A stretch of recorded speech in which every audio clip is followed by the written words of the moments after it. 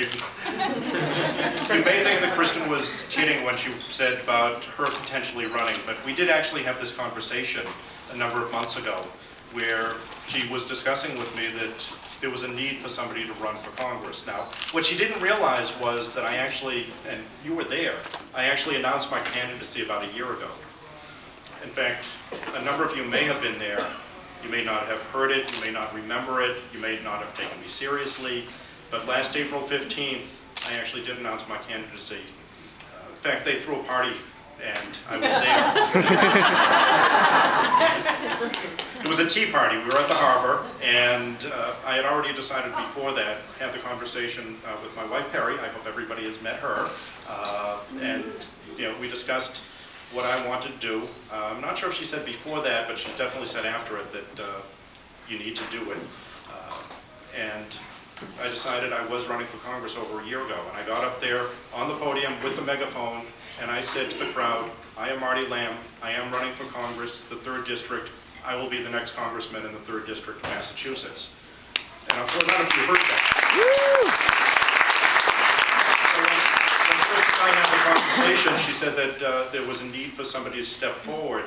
I was already somewhat serious about it, and I said, I'll do it. In fact, I was already doing it.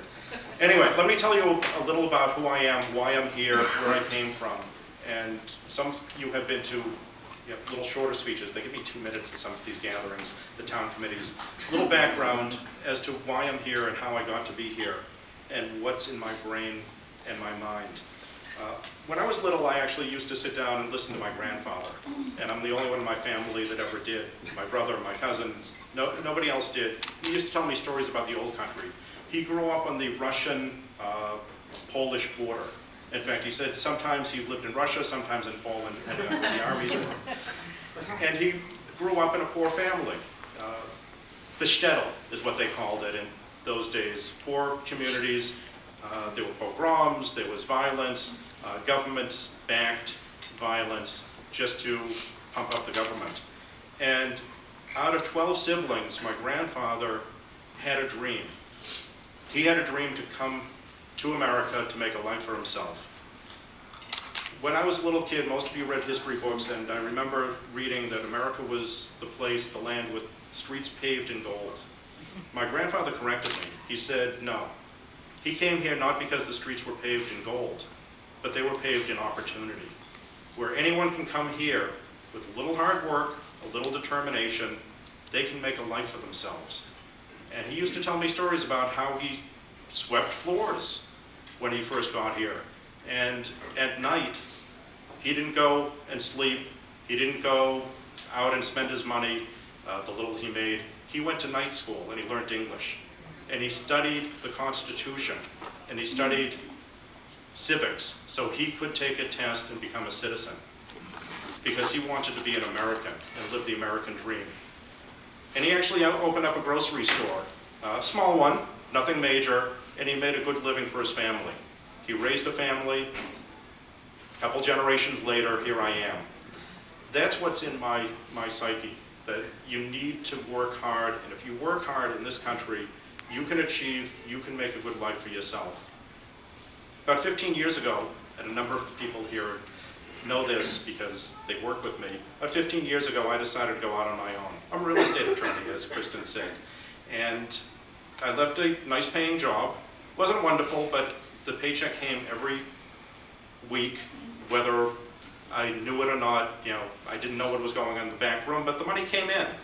And I was comfortable. We lived in a nice townhouse, and we were raising 2 wonderful daughters, a lot younger than they are now. They're right here. Hopefully everybody will meet Alyssa and Sima before the night's over. But it wasn't enough. And I decided to go out on my own, with nothing. No money, no banking, no promises of business, just determination. With a folding chair, a folding table, and a cell phone, I opened up an office. Within a few years, again, hard work, determination, we actually had about 10 employees for a while. That's before the real estate market crashed. But private sector jobs created from scratch, from nothing. Not government entitlement jobs, not government subsidy. I never got a check from the government. In fact, every time that I wrote a check, part of it went to the government. That's the way it works in my life. At the same time, there was somebody else in Washington who was a legislative aide. You may have heard of him. His name is McGovern. He was running for Congress. Straight from college, legislative aide to Congress. Never worked in real life, never worked in a private job, never created private sector jobs. The real estate market has gone up and down over the past few years, more down than up. And a number of you out here know that because I have colleagues here, there's brokers, other attorneys, and people that own homes. You know where we are right now. People are losing their homes, people are underwater with their mortgages, people are losing their jobs. This is what I deal with every day. Sitting at the table with people who are struggling to make ends meet, trying to sell a house they have no equity in, facing foreclosure, and trying to deal with real life situations. These people need somebody that can represent them. Somebody from real life, like Kristen said.